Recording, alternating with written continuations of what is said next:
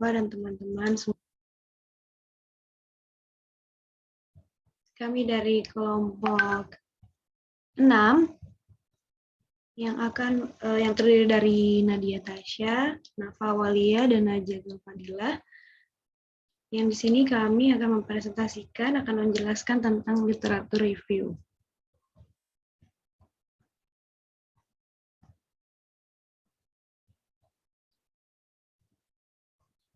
Langsung saja kita mulai ke pembahasannya. Yang pertama, pengertian literatur review. Literatur review ini sebuah metode yang sistematis, eksplisit, dan reproducible untuk melakukan identifikasi, evaluasi, dan sintesis terhadap karya-karya hasil penelitian dan hasil pemikiran yang sudah dihasilkan oleh para peneliti dan praktisi. Literatur review ini bertujuan untuk membuat analisis dan sintesis terhadap pengetahuan yang sudah ada terkait topik yang akan diteliti untuk menemukan ruang kosong bagi penelitian yang akan dilakukan. Tujuan yang lebih rinci dijelaskan oleh Okoli dan Shabram, yaitu yang pertama, menyediakan latar atau basis teori untuk penelitian yang akan dilakukan. Yang kedua, mempelajari kedalaman atau keluasan penelitian yang sudah ada terkait topik yang akan diteliti. Dan yang ketiga, menjawab pertanyaan-pertanyaan praktis dengan pemahaman terhadap apa yang sudah dihasilkan oleh penelitian terdahulu.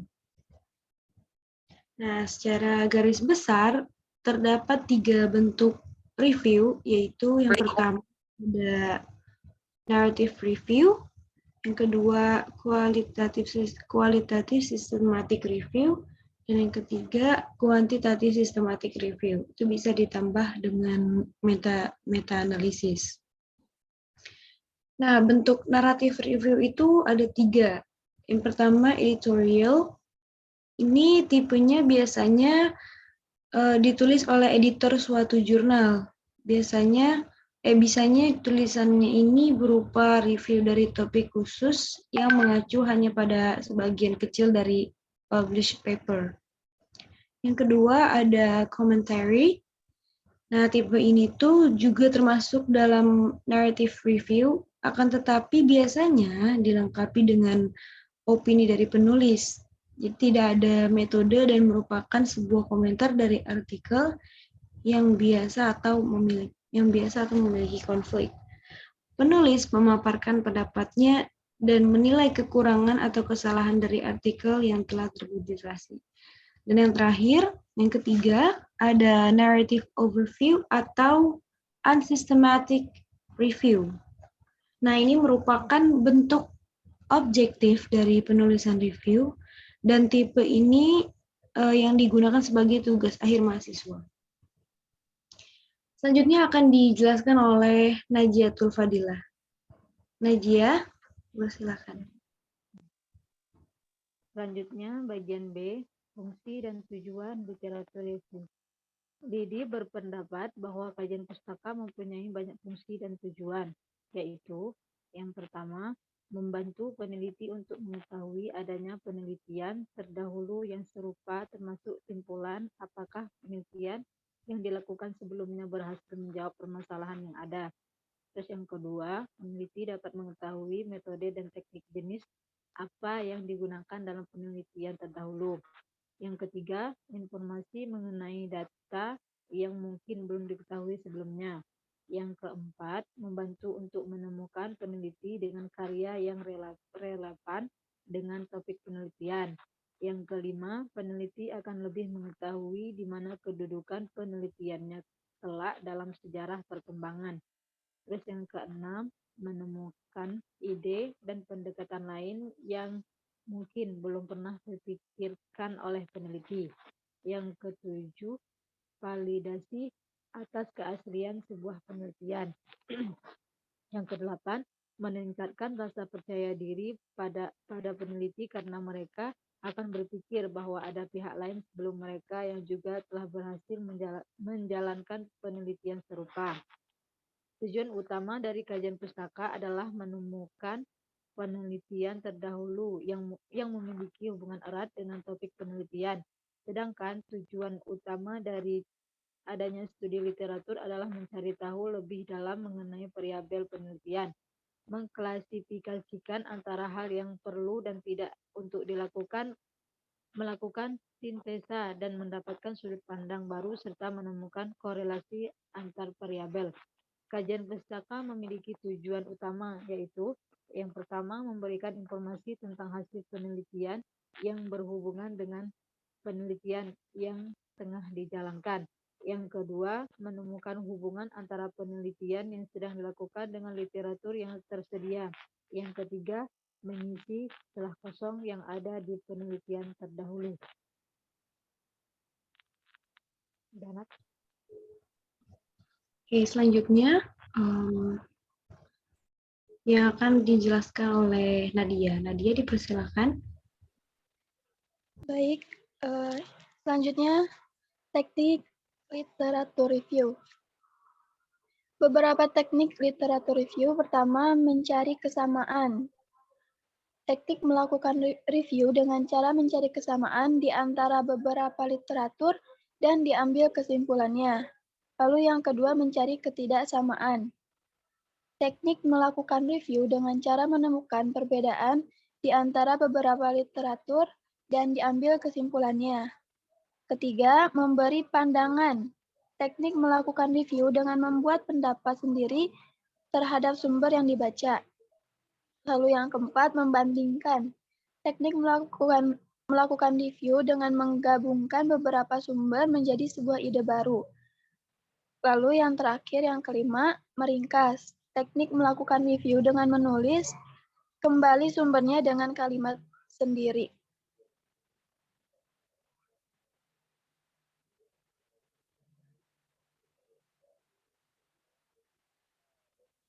Lalu manfaat literatur review.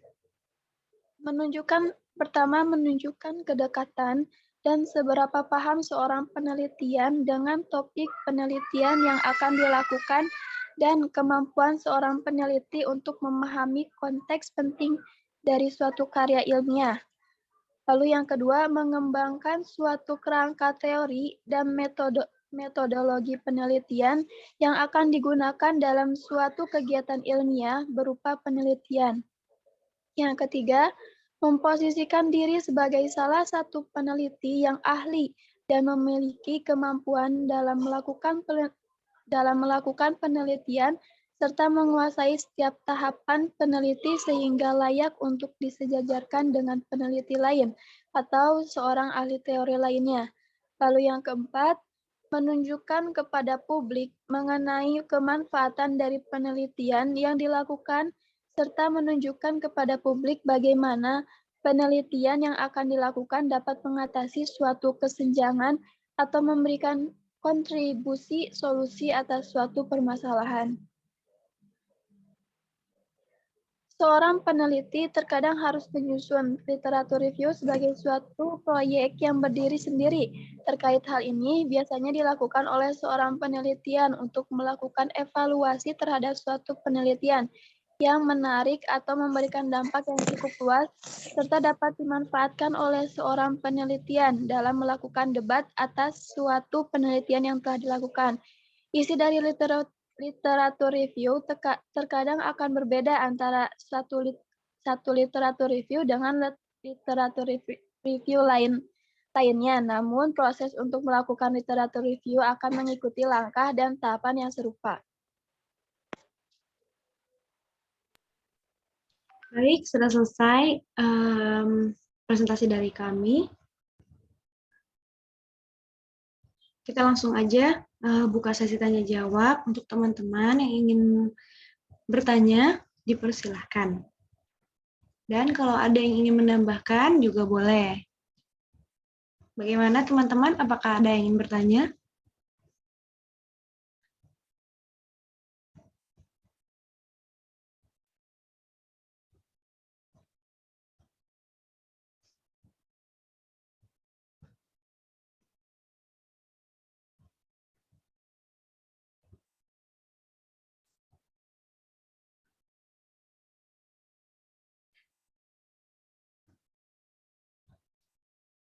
Bagaimana teman-teman? Apakah ada yang ingin bertanya atau ada yang ingin menambahkan tentang materi kita hari ini?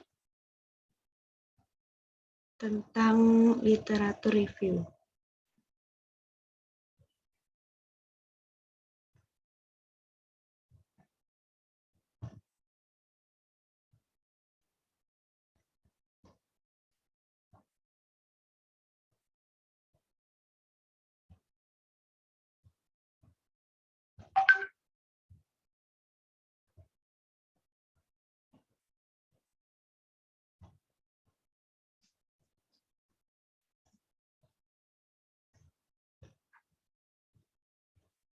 Gimana teman-teman? Apakah belum ada yang bertanya?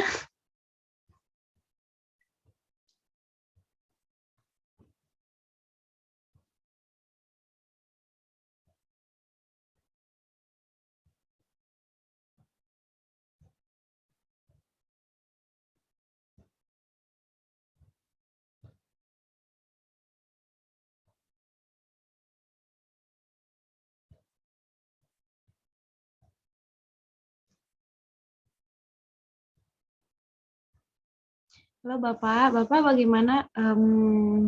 Teman-teman belum ada yang mau bertanya, mungkin nanti. Tidak ada ya? Iya, belum ada Pak. Baik, bismillahirrahmanirrahim. Alhamdulillahirabbil alamin. Allahumma shalli ala sayyidina Muhammadin wa ala alihi wa sahbihi ajma'in. Rabbi shrah li sadri wa yassir li amri wa hlul 'uqdatam min lisani yafqahu qawli wa ba'd. Terima kasih pada pemakala yang sudah menyampaikan materinya. Sekarang kita lanjutkan beberapa catatan tambahan terkait dengan kajian pustaka atau literatur review, yang ini menjadi bagian penting dalam struktur riset yang akan Anda susun dalam bentuk proposal ya, dalam subbab saya tidak tahu F apa saya lupa urutannya, nanti dilihat saja ya. Jadi nanti ada subbab yang khusus akan membahas tentang kajian pustaka, atau bisa juga disebut literatur review atau studi pustaka, yaitu istilah-istilah yang menunjuk kepada makna yang sama. Nah, apa kajian pustaka atau literatur review itu? Taylor mendefinisikan bahwa kajian pustaka atau literatur review itu adalah aktivitas untuk meninjau atau mengkaji kembali berbagai literatur yang telah dipublish oleh akademisi atau peneliti lain sebelum kita yang terkait dengan topik yang akan kita teliti. Jadi kita melakukan tinjauan, melakukan kajian terhadap literatur-literatur terdahulu yang ada sangkut pautnya dengan riset yang sedang kita susun. Ada juga yang memberikan definisi literatur review itu memaparkan tema dan mengidentifikasi tren, ya, termasuk teori-teori yang relevan. Tentu definisi yang kedua ini lebih pada aspek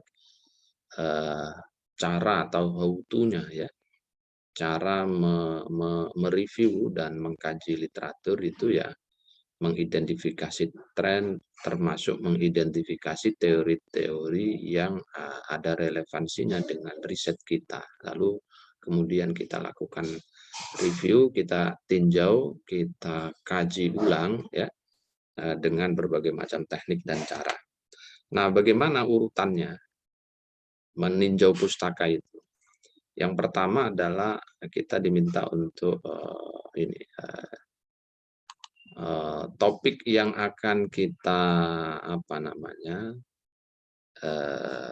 kaji itu apa ya.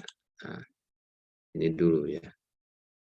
Jadi pastikan kita sudah punya topiknya. Katakanlah Anda tentang riset tentang qiraat Al-Qur'an. Qiraat Al-Qur'an dalam tafsir Marah Labid karyanya Syekh Nawawi Banten. Nah, tema besarnya sudah ketemu, maka yang langkah kedua Anda harus mencari literaturnya. Anda cari literatur terdahulu ya, dalam bentuk disertasi, dalam bentuk skripsi, tesis, jurnal, atau buku-buku referensi lainnya yang ada kaitannya dengan tema ini, dengan topik tadi, qiraat, Al-Quran, ya, maka Anda kumpulkan semua gitu. Dan biasanya dikumpulkan berdasarkan tahun ya, tahun kepenulisan, bisa diurutkan dari yang paling tua ke yang muda atau dibalik yang paling muda ke yang tua. Kalau Anda menulisnya di tahun 2022, maka bisa Anda mulai yang terdekat dulu. Ada nggak riset-riset di tahun yang sama? Kemudian kalau tidak ada, nanti Anda lihat di tahun 2021, tidak ada di 2021, Anda lihat di 2020, kemudian 2019, 2018, ya 5 tahun, 7 tahun terakhir Anda kumpulkan, ya ketemu berapa misalnya, ada 10 atau 11 karya terkait dengan tema qiraat. Ya, jadi tema Anda qiraat, lalu objek yang Anda teliti itu kan tafsir Marah Labid, maka bisa Anda klaster sebenarnya ya ketika mencari literatur ini tadi. Dua klaster. Klaster pertama adalah tema utamanya yaitu qiraat. Anda ketemukan berapa riset-riset tentang qiraat. Yang kedua, riset-riset terkait dengan Syekh Nawawi Banten, ada berapa. Syukur-syukur riset-riset yang Anda teliti itu langsung berkesinambungan. Tema-temanya itu mirip dengan tema Anda. Misalnya ada qiraat syadda, misalnya Anda temukan tulisan qiraat syadda dalam tafsir Marah Labid. Itu sangat dekat dengan judul riset Anda tadi. Berarti Anda masukkan itu. Kemudian apalagi misalnya penafsiran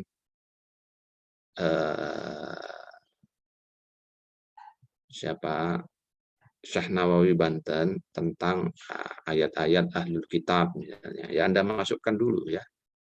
Jadi Anda bikin klaster, 2 klaster begitu. Ada klaster ada klaster yang terkait dengan qiraat misalnya ya. Qiraat, kemudian ada klaster terkait dengan Mbah Nawawi Banten gitu. Syekh Nawawi Banten. Ada berapa kira-kira? Sini ada misalnya ada 3 karya ya, yang Syekh Nawawi ini nggak bisa ini Nawawi ya. Ini misalnya di sini Anda temukannya ada 5 karya misalnya. Sudah, tinggal Anda review yang 3 seperti apa, kemudian yang 5 seperti apa, risetnya siapa saja gitu ya. Kemudian setelah itu Anda kembangkan, Anda develop your argument. Jadi argumen Anda kembangkan dari 5, 6, 7, 8 karya yang sudah Anda kumpulkan tadi. Ya. Setelah itu Anda survei lagi literaturnya, Anda lakukan survei. Jadi setelah Anda kembangkan dari beberapa 8 literatur tadi, misalnya 3 orang yang menulis tentang qiraat ini, apa saja metode penelitiannya yang digunakan. Kemudian teori yang dia pakai. Kemudian fokus risetnya apa gitu ya. Nah, itu setelah itu kemudian dari 3 analisa terhadap riset qiraat tadi, Anda kembangkan argumen dalam riset Anda yang akan Anda tulis. Kira-kira apa ya yang belum diriset oleh 3 tadi? Kan ketahuan.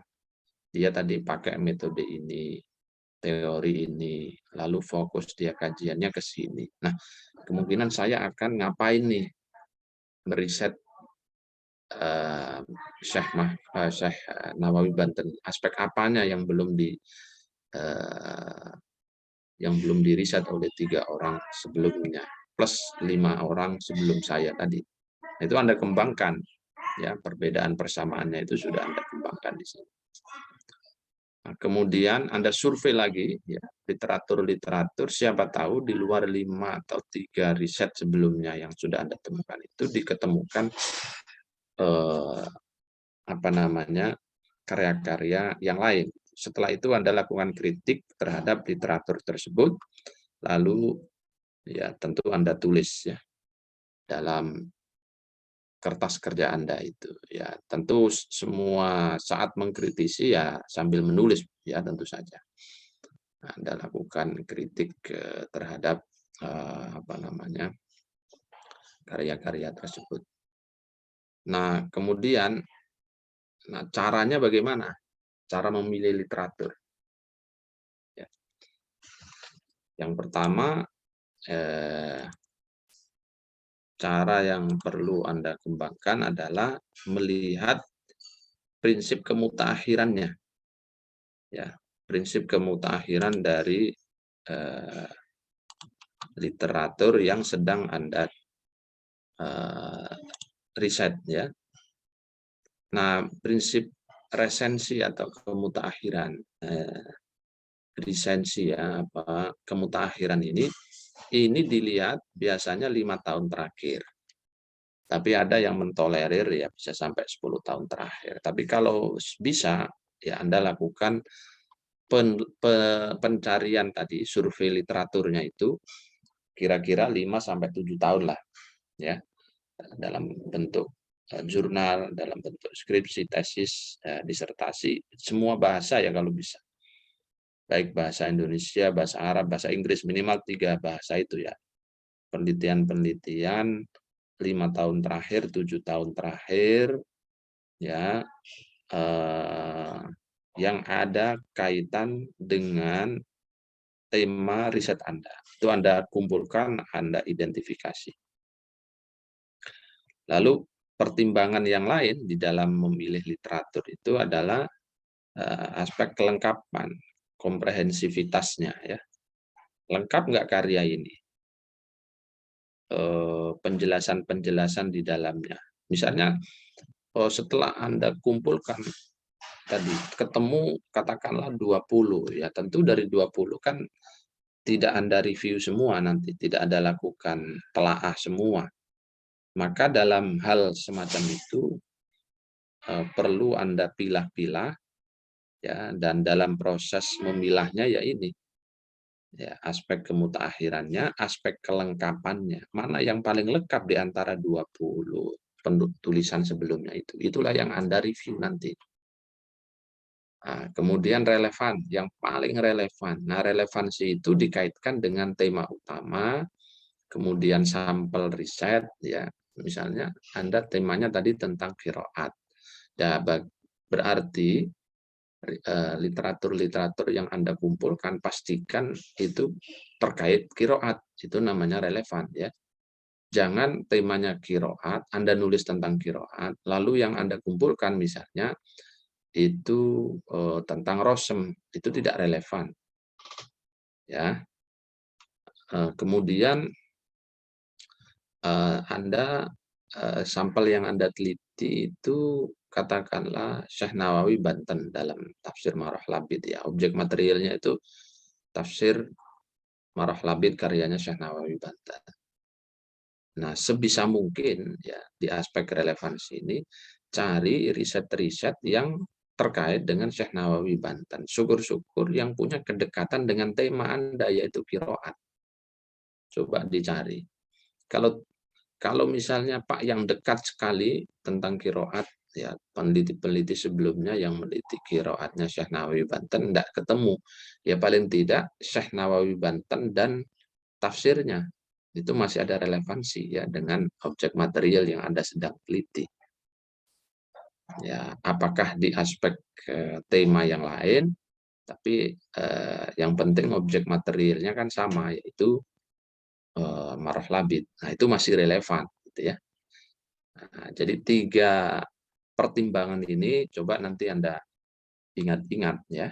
Jadi 5 tahun terakhir sebisa mungkin Anda kumpulkan, ya kemutakhirannya ya 7 bisa ditolerir, ya, 10 bisa ditolerir kalau memang betul-betul tidak diketemukan. Kemudian kelengkapan isi itu juga menjadi pertimbangan dalam memilih literatur, ya. Kemudian yang terakhir aspek relevansi. Relevansi bisa Anda kaitkan atau diukur dari kesesuaiannya dengan tema utama dan juga objek material yang Anda sedang riset. Nah, berapa jumlahnya? Nah, biasanya saya minta itu, ya ini tidak ada dalam buku-buku matli, tetapi saya minta dan saya wajibkan ke mahasiswa-mahasiswa EIG itu untuk S1 minimal ya 5 karya. Minimal 5 karya yang akan Anda telah. Jangan kurang dari 5, biasanya saya tolak ya proposalnya. Karena apa? Karena riset-riset yang Anda lakukan atau yang kita lakukan hari ini itu tidak mungkin sesuatu yang sama sekali baru, gitu ya. Jarang lah. Pasti sudah ada pendahulu-pendahulu yang mencoba untuk meriset itu, walaupun dari sisi angle yang berbeda. Nah, hanya kadang-kadang kita ini tidak jeli dan tidak telaten untuk menyisir riset-riset itu dalam perpustakaan-perpustakaan atau dalam digital library, perpustakaan digital, gitu. Dalam repositori perguruan tinggi. Sekarang kan semua karya itu diupload di repositori kampus masing-masing, tinggal Anda telaten apa enggak, googling gitu saja ya. Baik, kemudian begini, setelah Anda temukan tadi ya, dengan mempertimbangkan 3 aspek, yaitu kemutakhiran, kelengkapan, dan juga relevansi, lalu Anda nanti ketika membangun argumen itu pilihannya ya bisa 2 ini ya, argumen temuan dan argumen dukungan gitu ya. Ini cara untuk mengembangkan argumen. Jadi misalnya di dalam karya A, kalau Anda ingin membangun argumen yang pertama, ya, dan ini dua-duanya bisa dipakai sekaligus untuk menganalisa dan membangun argumen, ya, untuk menulis telaah review tadi. Jadi misalnya yang pertama Anda gunakan argumen temuan, maka kalau yang sedang ingin Anda tulis itu menggunakan argumen temuan, nah, isinya kira-kira adalah Anda mengatakan di situ bahwa si fulan dalam risetnya mengatakan bahwa qiraat Al-Quran yang terdapat dalam tafsir-tafsir di Nusantara ya, itu tidak merujuk kepada buku-buku yang otoritatif misalnya. Nah, ini argumen, contoh argumen temuan ya. Atau misalnya yang lain. Jadi Anda temu sebuah tulisan, kemudian Anda coba sampaikan dengan membangun argumen temuan ya. Berarti Anda ungkapkan bahwa si fulan ini dalam risetnya itu menemukan apa? Dalam bahasa yang lain, kesimpulan akhirnya apa sih si fulan ini dalam riset tentang qiraat? Anda sampaikan dalam kertas kerja itu. Nah, lalu kalau dukungan, ya maka tinggal Anda sampaikan bahwa riset si fulan ini mengamini, ya kira-kira itu bahasa-bahasa teknisnya, mengamini riset yang dilakukan oleh si fulan lainnya. Anda sebut si fulan namanya siapa. dikatakan demikian karena bla bla bla bla. Anda sebutkan alasannya. Jadi kalau argumen temuan berarti Anda menyampaikan temuannya, kesimpulan akhir dari tulisan tersebut. Tapi kalau argumen dukungan itu Anda sampaikan bahwa kesimpulan dalam riset si fulan ini mendukung risetnya siapa, ya, atau didukung oleh risetnya siapa. Ya. Nah, jadi ketika Anda membangun argumen itu bisa melakukan komparasi antar 5, 6, 7 referensi pustaka yang sudah Anda kumpulkan tadi. Ya, ketersalingannya satu sama lain, keterkaitannya satu sama lain, saling mendukung, saling menguatkan, ya, atau sebaliknya saling berbeda, misalnya ya. Lalu setelah itu Anda kaitkan dengan riset yang sedang Anda tulis.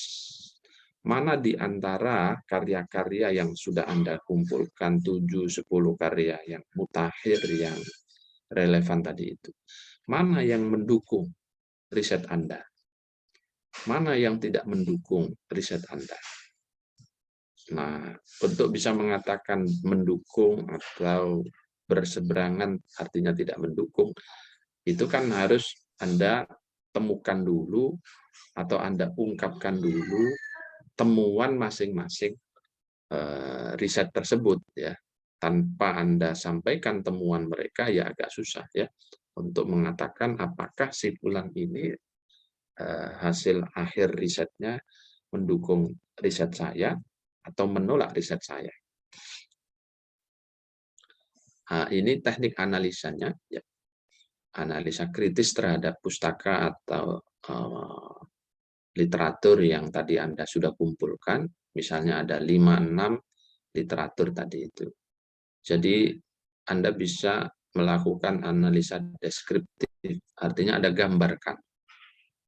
Ya, pertama Anda gambarkan. Nah, penggambaran ini biasanya itu dilakukan pada paragraf-paragraf pertama. Nah, misalnya Anda menemukan tadi si fulan menulis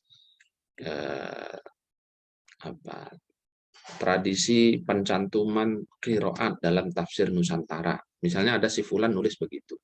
Nah, pada paragraf-paragraf pertama itu Anda gambarkan bagaimana dia meriset tema itu. Ya, jadi Anda deskripsikan kesimpulannya apa sih atau temuannya apa sih si fulan tadi dalam judul yang tadi saya contohkan. Ya. Lalu metode dia apa sih yang dia pakai ketika melakukan riset. Ya. Kemudian setelah itu misalnya teorinya si fulan apa? Teorinya si fulan ini apa? Itu Anda gambarkan ya. Sehingga nanti akan kelihatan. Jadi di Anda deskripsi, ya, dideskripsikan dulu biasanya temuannya apa ya, temuan atau kesimpulan, ya. Lalu metode, ya, metodenya apa? Metode. Lalu fokusnya kemana? Fokus risetnya itu kemana? Ya, Anda sampaikan di situ. Ya. Dan seterusnya, termasuk teori yang dia gunakan. Anda gambarkan apa adanya sesuai data yang Anda temukan di situ. Kemudian yang kedua, Anda lakukan analisa komparatif. Ya, komparatif itu Anda bandingkan. Ya, Anda bandingkan. Yang dibandingkan ya tadi ada fokus si fulan tadi, fokus penelitiannya apa? Oh, misalnya dia pada perkembangan penulisan, tradisi penulisan qiraat di tafsir Nusantara. Ini fokusnya. Lalu lokusnya. Lokus itu tempat ya. karena ini library sebenarnya tidak ada lokus. Ya sudah, Anda skip karena tidak ada lokus. Lalu tempusnya, tempus itu waktu. Tempo, waktu. Karena tadi yang saya contohkan adalah sejarah perkembangan dan di situ tidak disebut waktunya. Ya, kalaupun Anda sampaikan nanti komparatifnya itu, tempusnya ini Anda sebut saja si fulan dalam risetnya tidak membatasi periode dari tahun berapa ke tahun berapa, walaupun risetnya adalah riset sejarah, ya, sejarah perkembangan penulisan qiraat dalam tafsir Nusantara. Anda sebutkan begitu, ya. Kemudian metodenya apa? Metode. Kemudian teorinya apa? Ya. Dan seterusnya. Tapi minimal inilah yang Anda telaah dan Anda bandingkan. Jadi fokus riset si fulan tadi, itu Anda bandingkan dengan fokus riset Anda. Oh, fulan ini qiraat, tradisi penulisan qiraat dalam tafsir Nusantara. Sementara fokus skripsi saya ini qiraat yang spesifik ada dalam tafsir Marah Labid. Itu kan sudah ada perbedaan, ya kan? Jadi analisa perbandingannya di situ. Perbandingan itu persamaan perbedaannya apa? Lalu lokus, tadi lokus itu kan tempat. Nah, tadi Anda sebutkan karena contohnya seperti yang tadi saya sampaikan judulnya, berarti lokusnya tidak ada. Ya sudah, Anda skip, tidak Anda jelaskan. Ya, tapi kalaupun Anda jelaskan boleh juga. Anggap saja riset yang tadi itu lokusnya adalah tafsir Nusantara, berarti di Nusantara, ya kan? Tapi kalau Anda skip juga tidak menjadi masalah karena bukan Living Quran. Kalau Living Quran kan jelas menyebutkan lokusnya di pesantren mana gitu, misalnya tradisi semaan Al-Quran di pesantren katakannya Al-Miftah. Maka lokusnya adalah di pesantren Al-Miftah. Lalu Anda kalau riset Anda lokusnya di mana, itu Anda analisa perbandingan gitu ya. Lalu tempus itu waktu, ya kan, waktu. Kalau contoh yang pertama tadi, tradisi penulisan qiraat Al-Quran dalam tafsir Nusantara, itu kan tidak ada tempusnya, tidak menyebutkan periode waktunya. Maka Anda sebut saja si fulan dalam tulisannya tidak membatasi risetnya pada waktu tertentu. Nah, gitu ya. Berbeda dengan riset yang akan penulis lakukan. Nah, ini karena riset yang penulis lakukan itu menggunakan periode tahun sekian sampai sekian. Nah, seandainya sama-sama tidak ada menyebutkan periode waktunya, temposnya sama-sama tidak disebutkan, ya sudah, berarti tidak usah dijelaskan. Nah, misalnya kalau Living Quran biasanya kan ada temposnya, Pak. Ya. Misalnya apa tadi, tradisi semaan Al-Quran di pesantren A dari tahun 99 sampai 2000 misalnya, atau dari tahun 90 sampai 9000 sampai 2000. Tadi sudah sama ayah belum. Ya, ayah ngajar dulu ya. Oke. Nah, ini tempus ya, oke. Misalnya tadi risetnya tadi tradisi semaan Al-Quran di pesantren Al-Miftah tahun 90 sampai 2000, katakanlah begitu ya, riset yang Anda temukan sebelumnya. Maka pas analisa komparatif dengan calon riset Anda, ya Anda sebutkan bahwa si fulan ini meriset di pesantren Al-Miftah itu rentang waktu 90 ya, tahun 90 sampai tahun 2000. Sementara riset saya, skripsi saya ini, skripsi penulis, itu melanjutkan riset setelahnya, yaitu tahun 2000 sampai katakanlah 2002. Nah, ini kan berbeda ya. Anda sudah menemukan perbedaan di aspek tempusnya. Misalnya kalau lokusnya sama, yaitu di pesantren Al-Miftah. Tapi kalau lokusnya beda, ya Anda analisa di aspek yang kedua ini. Si fulan risetnya di Al-Miftah. Kalau skripsi ini risetnya nanti di pesantren bukan Al-Miftah tapi pesantren Al-Misbah yang ada di Madura misalnya ya. Jadi sudah berbeda, itu aja sudah berbeda ya kan. Lalu metode Anda analisa. Metode si fulan ini menggunakan metodenya. Metode apa? Deskriptif, ya, penelitian library, deskriptif misalnya. Nah, riset yang akan Anda lakukan apakah sama library dan juga kualitatif library research dan analisanya menggunakan analisa deskriptif. Apakah sama? Kalau sama ya sebutkan. Si fulan dalam risetnya memang termasuk menggunakan metode kualitatif library research dan analisanya adalah analisa deskriptif. Nah, penulis juga menggunakan metode yang sama. Nah, tinggal Anda berikan argumentasi kenapa Anda menggunakan metode yang sama, gitu ya. Kalau berbeda, ya sebutkan kenapa berbeda metodenya. Dan seperti itulah kira-kira ya. Teorinya juga begitu. Anda lihat si fulan tadi itu menggunakan teori apa, ataukah tidak menggunakan teori. Ya, Anda kritisi gitu. Oh, si fulan tidak memakai teori apa-apa, sementara riset saya ini akan menggunakan teori, misalnya apa? Sejarah kritis, atau menggunakan hermeneutika, atau menggunakan apalah ya. Anda sebutkan di situ. Nah, kalau 1, 2, 3, 4, 5 aspek ini saja Anda lakukan analisa perbandingan komparatif ya, antara karya yang Anda telah dengan calon skripsi Anda, itu saja sudah keren gitu ya. Dan memang begitu nanti analisanya ya. Nah, selain dua ini paling sering dipakai oleh kawan-kawan ya. Bisa juga Anda pakai analisa dialektik ya, yang ketiga ini. Dialektik itu tesa, antitesa, sintesa. Tesa itu kan kesimpulan akhir.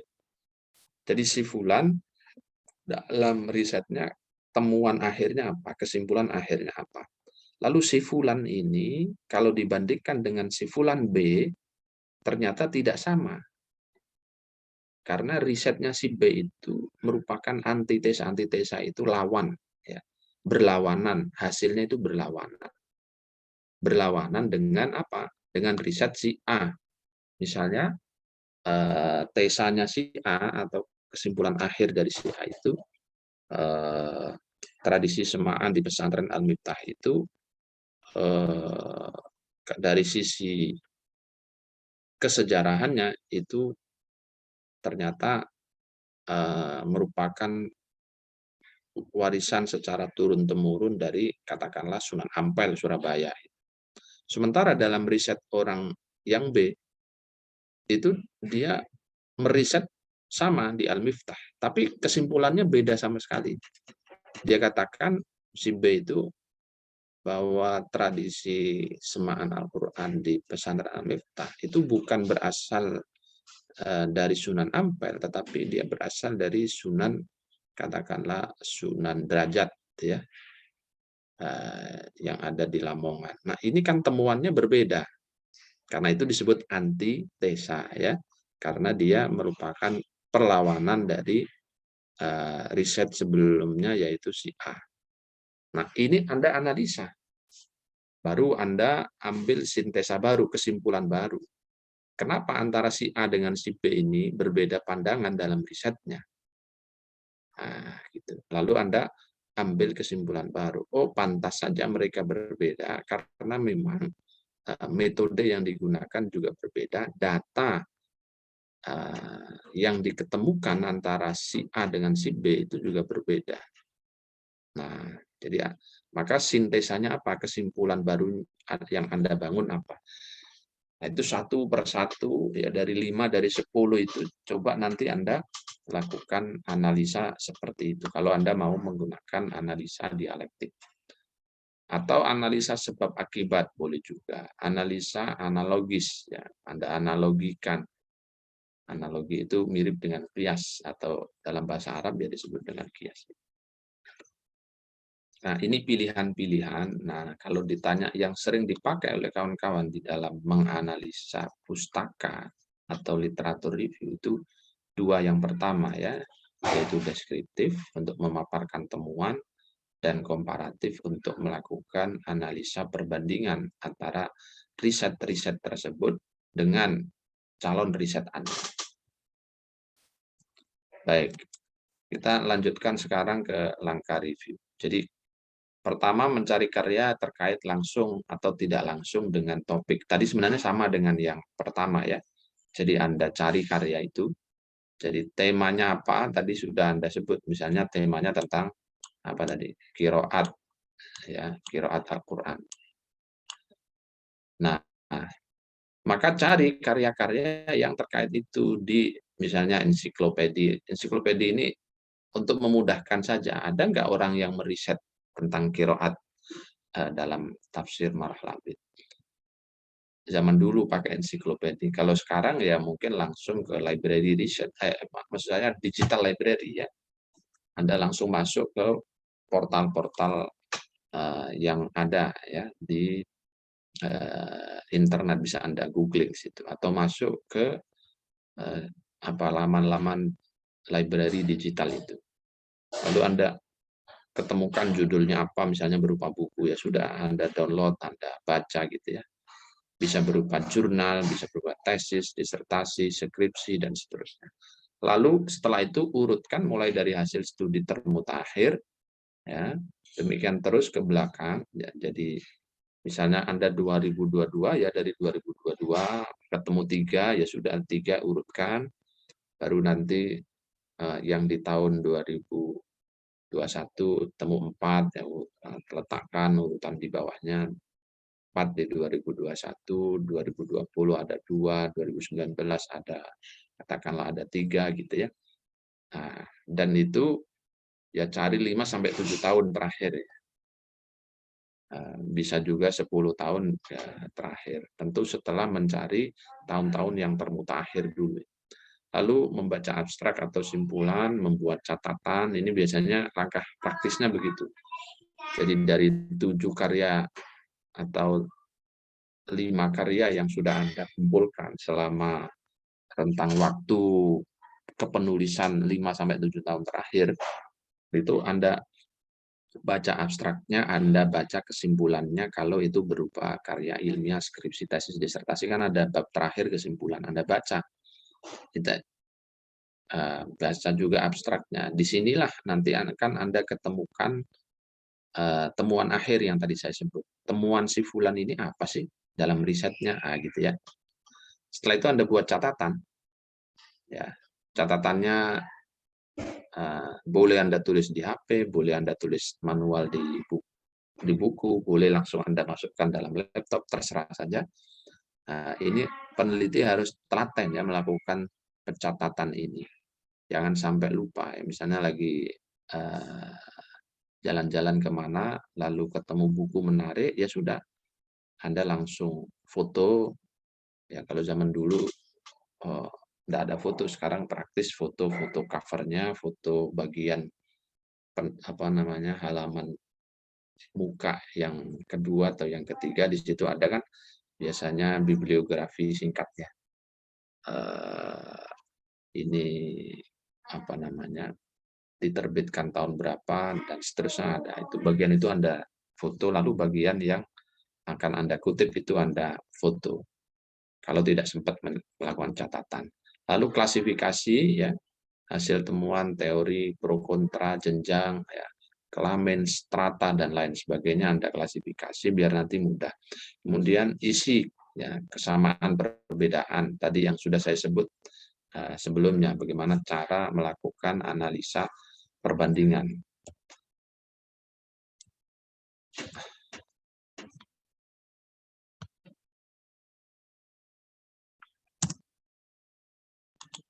Nah, ini ternyata sudah, ya. Oke, itu beberapa langkahnya. Nah, ini cara membaca ya. Cara membaca literatur. Jadi biar cepat bacanya, itu Anda lihat abstraknya. Pasti akan Anda temukan metodenya, temuannya, ya kan? Itu Anda temukan di sini. Teorinya apa? Biasanya di abstrak, kalau yang menulis itu baik, pasti komponen-komponen itu ada di abstrak. Kalau tidak diketemukan, ya, itu bisa Anda baca di kesimpulan atau di bab penutup. Kalau ini berupa karya ilmiah, tesis, skripsi, disertasi. Tapi kalau berupa buku, itu tidak ada abstrak ya, biasanya. Jadi Anda baca di sinopsis buku. Di sinopsis buku itu biasanya secara singkat akan diurai metode penulisan buku, isi buku, dan lain-lain. Di sinopsis itu biasanya ada. Kalau tidak juga Anda ketemukan, ya Anda di daftar isi Anda baca. Buku ini isinya apa sih? Walaupun daftar isi belum bisa menggambarkan temuan, ya, hanya bisa menggambarkan isi daripada karya tersebut. Ya, itu pun nanti ketika Anda mengurai ya, dalam bentuk tadi deskripsi atau penggambaran temuan, itu juga tidak boleh ditulis detail banget ya, sub-subnya semua enggak, tetapi besaran-besaran isi dari buku itu apa. Tapi belum sampai kepada temuan, itu baru menyampaikan isi buku. Nah, temuannya apa? Itu harus Anda baca misalnya di pengantar penulis atau pengantar pakar dan lain sebagainya. Biasanya di situ para pakar yang memberikan pengantar itu sudah membaca draft buku lalu memberikan hasil kesimpulan bacaannya. Itu boleh juga dikutip biasanya ada di dalam kata pengantar. Kalau misalnya tidak ada, ya terpaksa Anda membaca setiap bagian-bagian yang ada dalam buku tersebut, nah gitu ya, sehingga baru bisa memahami apa isi yang terkandung di dalam karya dan apa namanya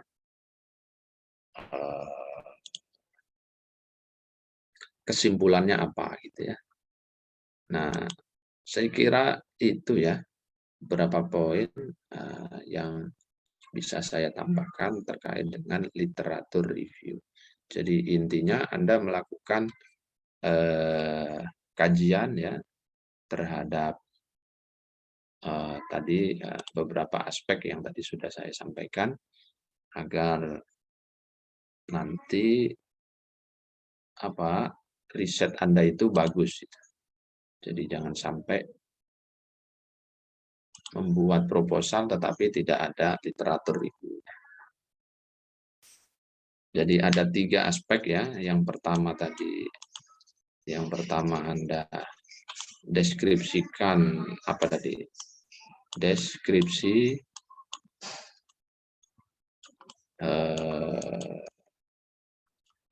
temuan ya.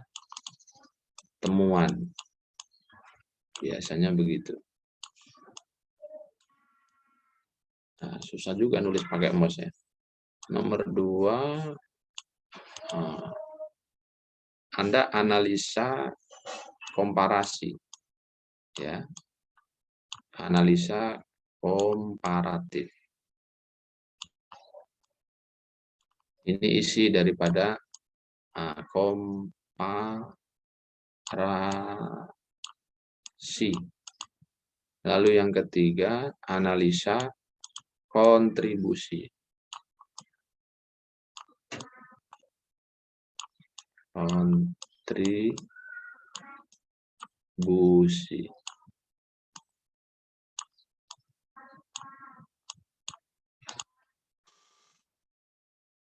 Nah, deskripsi temuan. Jadi temuan ini perkarya ya. Temuan si fulan ini apa Anda deskripsikan. Nah, tadi Anda baca di mana Pak menemukannya? Anda baca di dalam abstrak atau dalam kesimpulan. Lalu analisa komparasi tadi.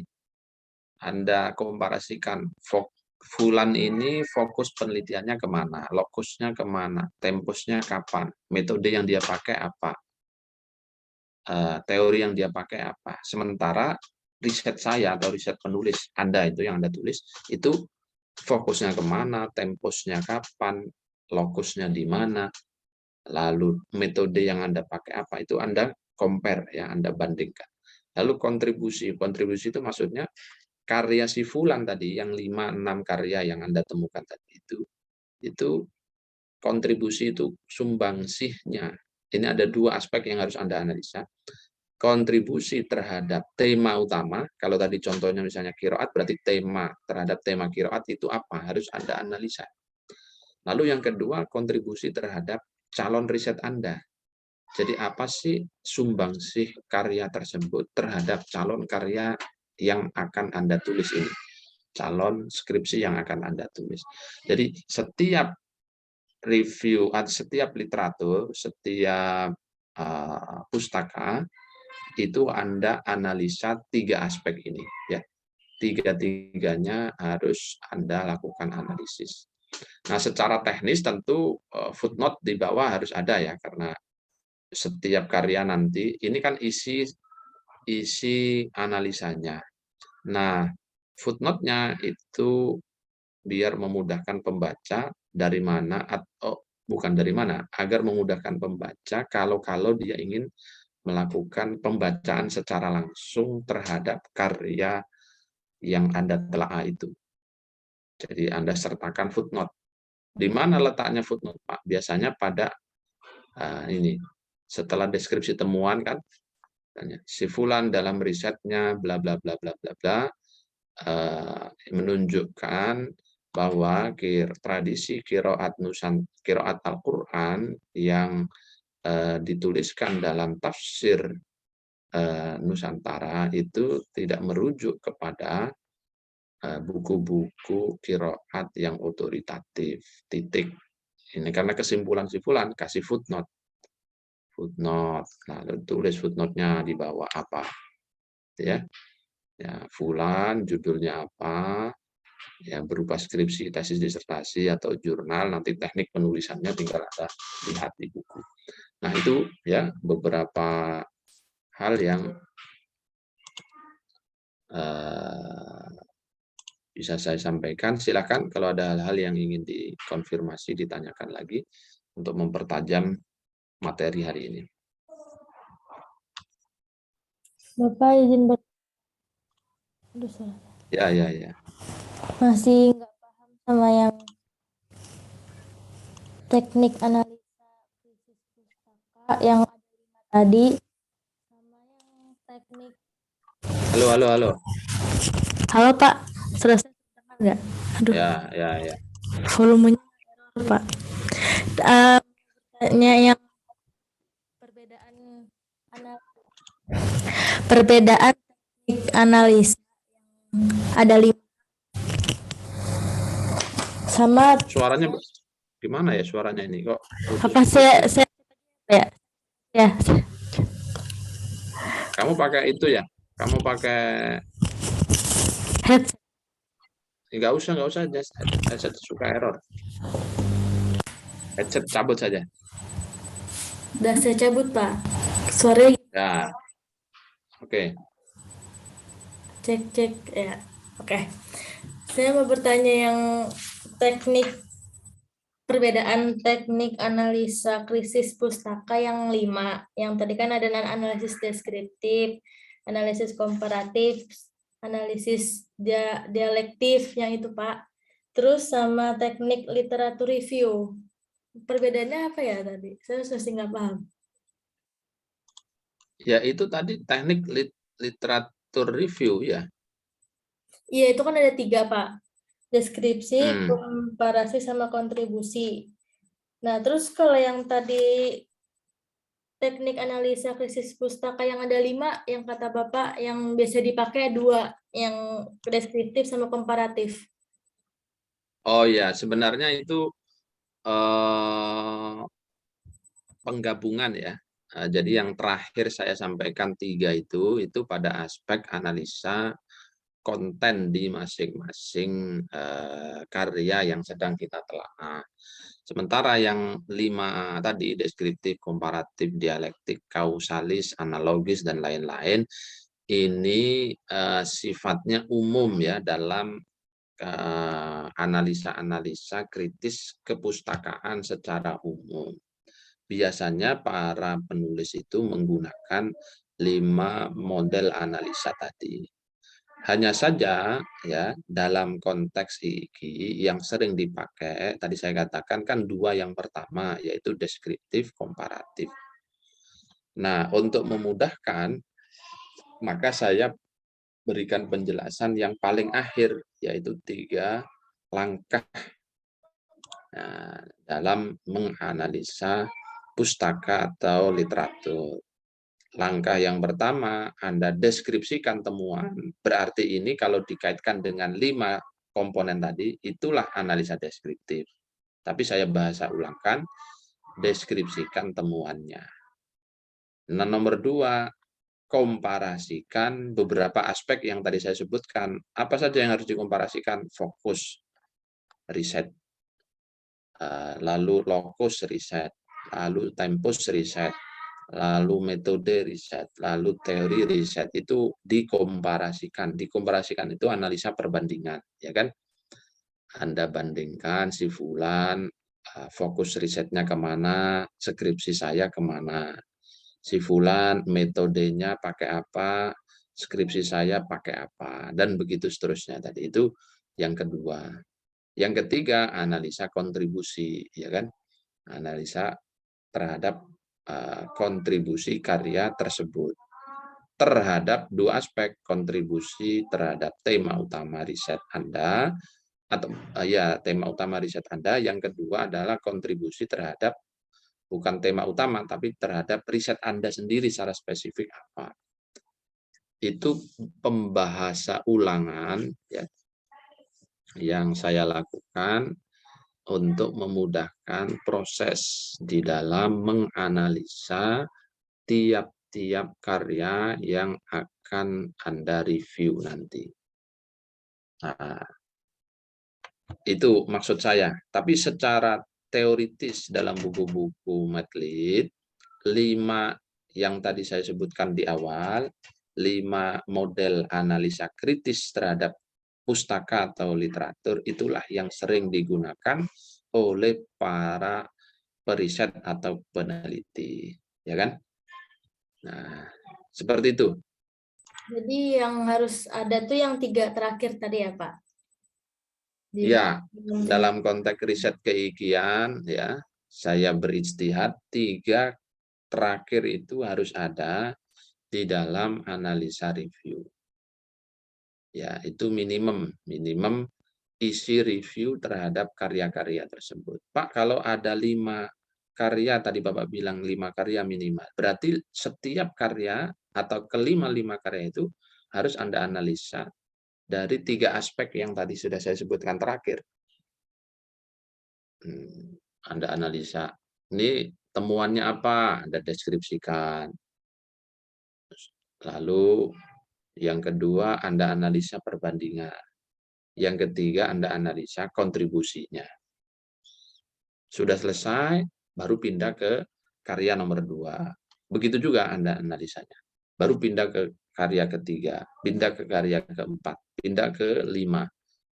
Pak, kalau lebih dari 5, ya terusin sampai 6, sampai 7. Minimal saya minta 5. Oh, berarti memang satu-satu itu ya, Pak? Harus diadain ininya. Ya, kenapa agak detail? Karena saya ingin tulisan dari mahasiswa itu betul-betul distintif. Ya, distintif itu berbeda, punya kekhasan jika dibanding dengan riset-riset pendahulunya. Gitu. Sehingga untuk memastikan itu, 3 aspek yang tadi saya sampaikan biasanya selalu saya tagih. Nah, walaupun secara teoritis ya, 1 di antara 5 yang pertama tadi itu sudah cukup. Yang tadi awal-awal saya sebut 5 kan, ada dialektik, ada ini, ada itu ya. Itu secara teoritis dalam buku-buku Madlit boleh dipilih salah satunya saja. Nah, tapi saya tidak mau begitu. Makanya terakhir tadi saya tekankan 3 aspek itulah isi daripada telaah review yang berlaku di lingkungan khususnya FUD.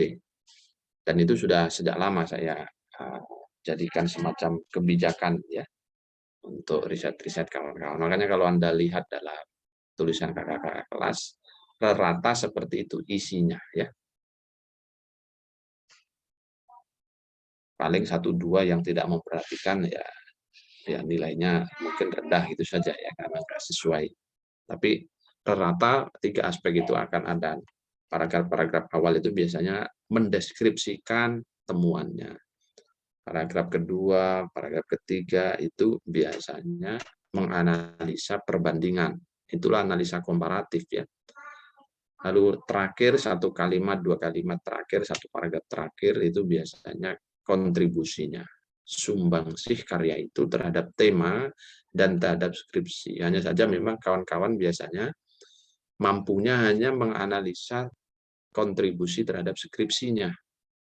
Kalau tolong dianalisa kontribusi karya tersebut terhadap tema utama yang Anda tulis ini. Apa kira-kira?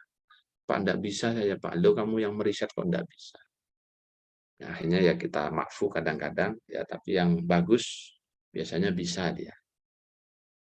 Karena untuk menganalisa kontribusi itu kan dia harus mengumpulkan tadi riset-riset sebelumnya. Lalu membaca dengan teliti baru bisa memberikan kesimpulan bahwa karya-karya ini kalau diletakkan dalam rumah besar riset dengan tema qiraat tadi, kontribusinya pada aspek apa? Nah, itu baru bisa menemukan dia. Ya, jadi kelihatan penulis yang paham apa yang dia tulis dengan penulis yang hanya sekedar menukil itu pada aspek ini biasanya. Ya. Kalau dia bisa mengutarakan 3 aspek ini, termasuk aspek kontribusi karya tersebut terhadap tema dan terhadap skripsi, berarti dia paham terhadap apa yang dia tulis dan terhadap karya yang dia baca dan dia telah. Itu oke, Jelita, mudah-mudahan bisa ditangkap ya. Oke. Boleh nanya lagi nggak, Pak? Untuk Ya. apa? Tinjauan pustakanya ini apakah boleh jurnal semua gitu atau misalnya harus ada buku 1 gitu atau gimana, Pak? Itu tergantung ya, kita tidak melakukan pembatasan. Yang kita cek itu adalah 3 aspek: relevansi dengan tema, kemutakhiran riset, dan komprehensivitas riset yang dia teliti. 3 aspek pertimbangan yang tadi sudah saya sampaikan di awal-awal ya. Soal bentuk karyanya apakah skripsi, tesis, disertasi, atau berupa jurnal, ya monggo-monggo saja, silakan. Itu bebas saja. Tapi kalau membaca dengan serius biasanya akan diketemukan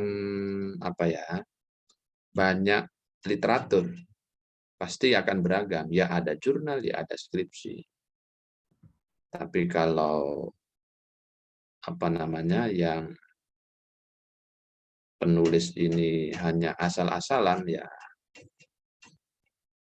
jadinya sebagian saja yang berhasil dia kumpulkan hanya dari 1 jenis saja, jurnal saja gitu. Tapi boleh-boleh saja ya. Boleh-boleh saja. Yang penting tema utamanya itu terkait.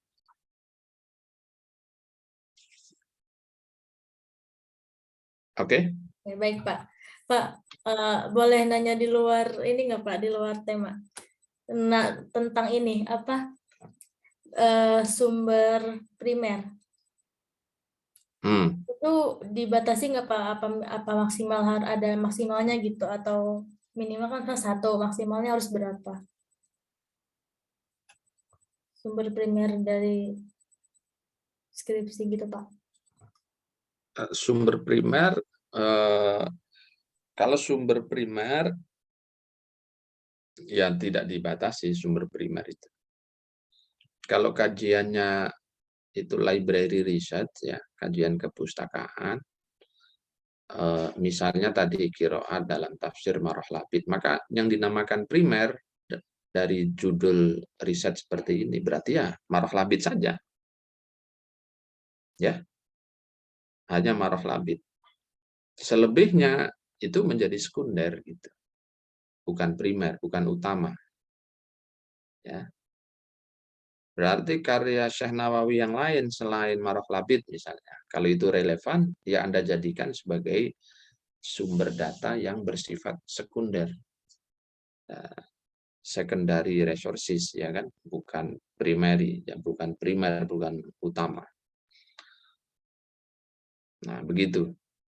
Tapi kalau misalnya Anda meriset pemikiran, misalnya pemikiran Quraisy Shihab tentang kaidah tafsir. Nah, kalau bicara pemikiran, ya kan, apalagi orangnya masih hidup, ya itu bisa berupa apa yang sudah tertuang dalam kitab-kitab beliau, bisa juga langsung Anda wawancara. Nah, di situ dibutuhkan pembatasan nanti, karena orangnya masih hidup. Jadi mungkin juga langsung wawancara kepada beliau, atau kombinasi sumbernya, dua sumber primernya. Yang pertama misalnya Anda tetapkan buku kaidah tafsir yang tebal itu, plus buku apa lagi misalnya yang relevan. Selebihnya itu berarti menjadi sumber-sumber secondary atau sekunder, ya. Begitu. Berarti sumber primer itu bisa dua, Pak. Bisa misalkan wawancara sama buku sekaligus gitu, Pak. Kalau wawancara itu bukan sumber, ya. Bedakan, wawancara itu teknik pengumpulan data. Sumber itu kan kemarin sudah. Sumber itu bisa dokumen, bisa tempat, bisa orang. Itu namanya sumber. Hanya 3 itu saja sumber itu. Kalau dokumen ya bisa jurnal, bisa kitab, itu namanya sumber. Kalau tempat, place, ya 3P kemarin saya singkatnya kan 3P. Ya. Paper berarti itu dokumen, paper ya. Kemudian place, tempat. Tempat itu misalnya riset-riset antropologi, arkeologi itu kan tempat, ya. Itu sumber, misalnya meneliti tentang nisan-nisan yang ada di pemakaman Sunan Kudus misalnya, itu kira-kira nisan di tahun berapa, modelnya apa, itu kan sumbernya berarti ya nisan-nisan yang ada di pemakaman Kesunanan Kudus itu. Nah, soal teknik mengumpulkannya bagaimana? Ya bisa dokumentasi, bisa wawancara, bisa observasi, itu teknik pengumpulannya, ngumpulin datanya. Bisa juga orang. Kalau orang, ya namanya bisa kita sebut informan, bisa juga kita sebut narasumber. Kan kemarin sudah saya sebutkan, ya. Data riset ini, ya data primernya adalah sebut misalnya santri pesantren bla bla bla bla, itu Mas berarti orang, itu masuk kategori orang. Pengasuh pesantren dan santri, pengasuh dan santri pondok apa, itu berarti sumbernya adalah orang. Nah, teknik mengumpulkannya bagaimana? Karena berupa orang kan nggak mungkin pakai dokumentasi. Berarti pakainya teknik wawancara. Jadi untuk mendapatkan sumber dari orang ini, karena orangnya itu kemana-mana, biar bisa dituliskan, maka harus diwawancara. Selain wawancara apa, Pak? Ya bisa juga observasi. Observasi itu pengamatan. Observasi itu pengamatan. Jadi Anda amati, Anda selidiki. Kalau pagi ngapain, kalau siang ngapain, kalau malam ngapain, itu observasi namanya. Tekniknya baru Anda tuliskan. Tapi sumbernya ya orang-orang itu. Itu cara pembedaannya. Nah, dalam sebuah riset sumbernya bisa kombinasi. Kalau yang di riset itu adalah kayak contoh yang tadi, Anda ingin membaca pemikiran tokoh tertentu. Nah, kebetulan tokohnya ini masih hidup. Maka sumbernya bisa dua sekaligus. Pertama adalah sumber berupa dokumen.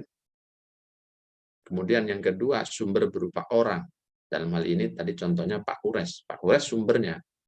Nah, cara untuk mengumpulkan sumber data ini, yang pertama, karena berupa dokumen, berupa paper, maka teknik pengumpulannya disebut dengan teknik dokumentasi atau teknik dokumentatif. Itu ada langkah-langkahnya ya.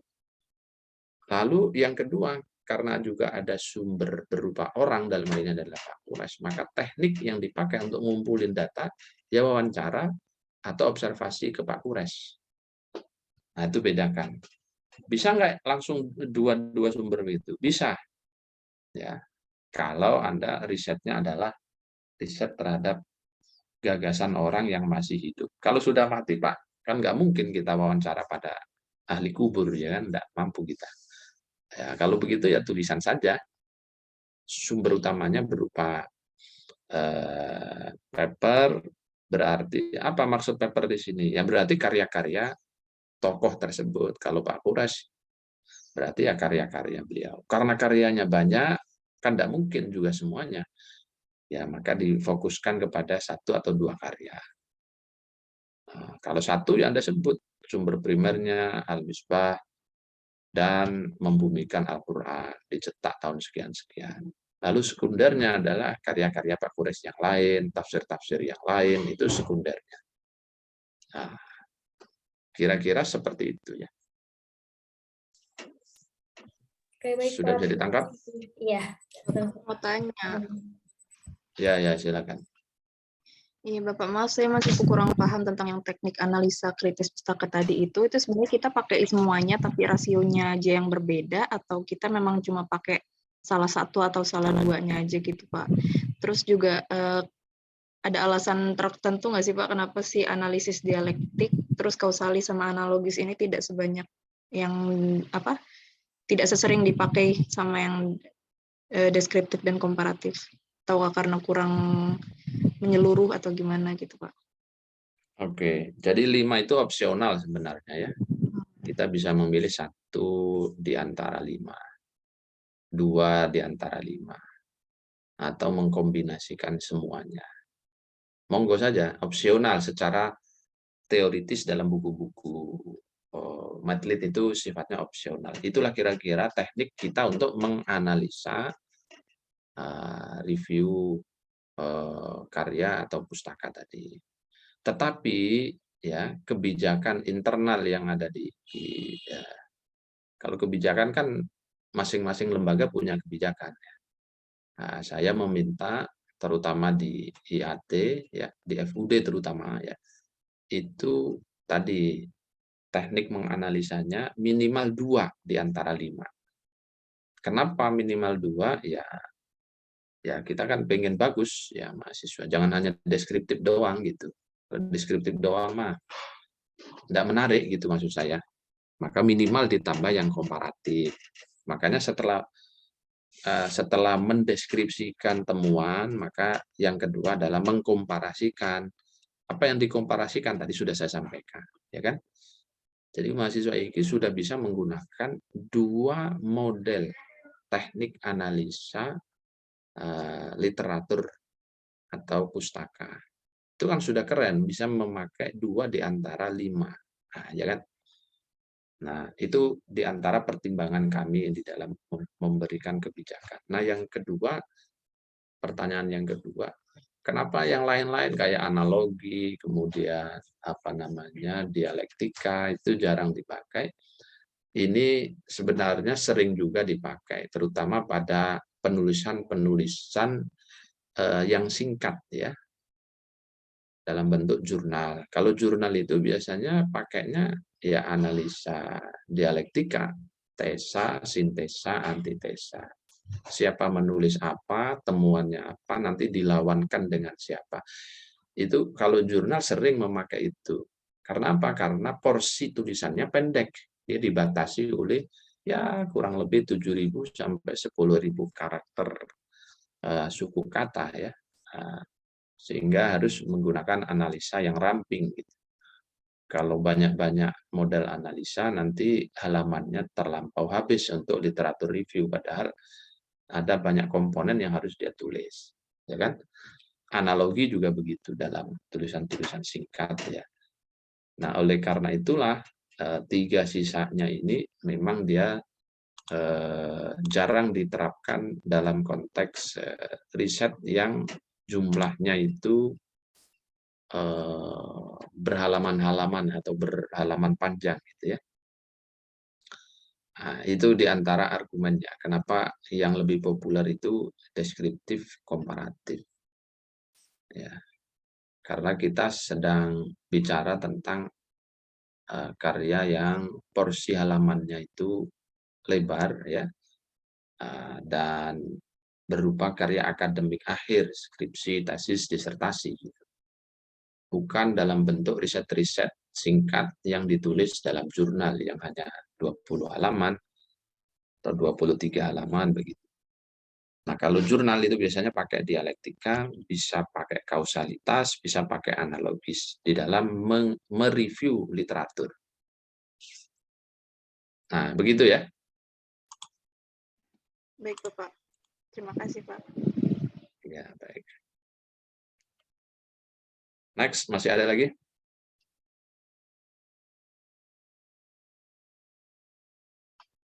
Mafi?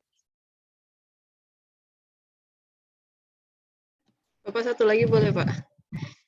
Tadi ngelanjutin yang tadi, Pak, tentang berarti yang dialektis, kausalis dan analogis itu masih bisa nggak Pak diterapkan di skripsi atau memang udah kita pakainya yang deskripsi sama yang komparatif aja? Silahkan, tambahkan saja kalau mau model analisanya. Jadi yang bagian temuan Anda deskripsikan dulu, ya kan? Lalu Anda komparasikan.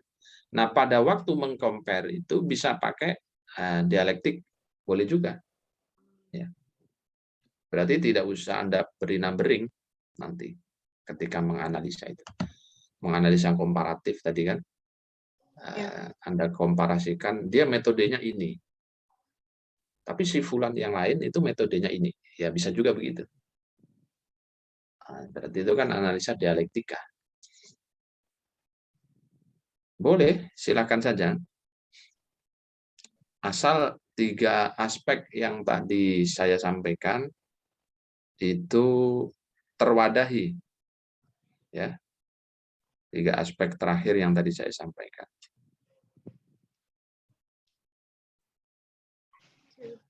Baik, Bapak.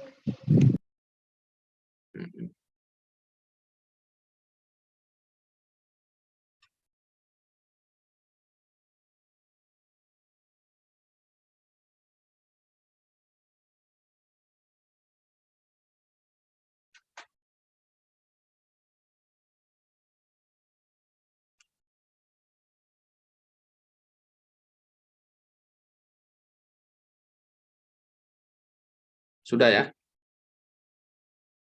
Baik, terakhir ya, saya minta keikhlasan doa Fatihah untuk Ibunda Hajah Harwini Yusuf,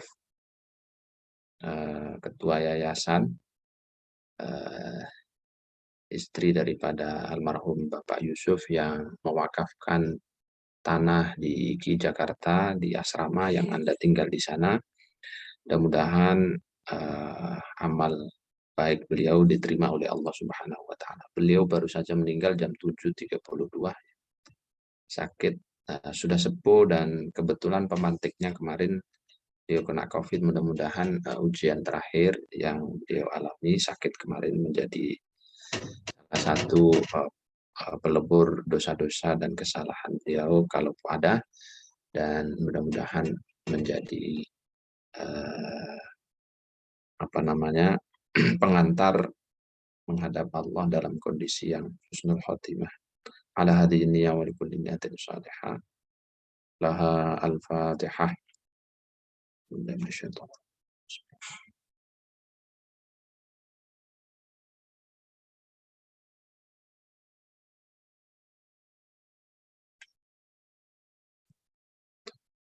Baik, terima kasih. Nanti sore juga ada doa bersama sepertinya ya. Yang awalnya memang untuk rencananya untuk doa kesembuhan beliau, tetapi Allah sudah memanggil beliau, jadi mungkin nanti akan ada doa bersama kalau kawan-kawan ada kesempatan sore hari pada asar bisa join ya. Mungkin nanti ada pengumuman lanjutan. Demikian. Terima kasih. Assalamualaikum warahmatullahi wabarakatuh. Waalaikumsalam warahmatullahi wabarakatuh. Terima kasih banyak Bapak. Sama-sama. Assalamualaikum. Waalaikumsalam warahmatullahi wabarakatuh.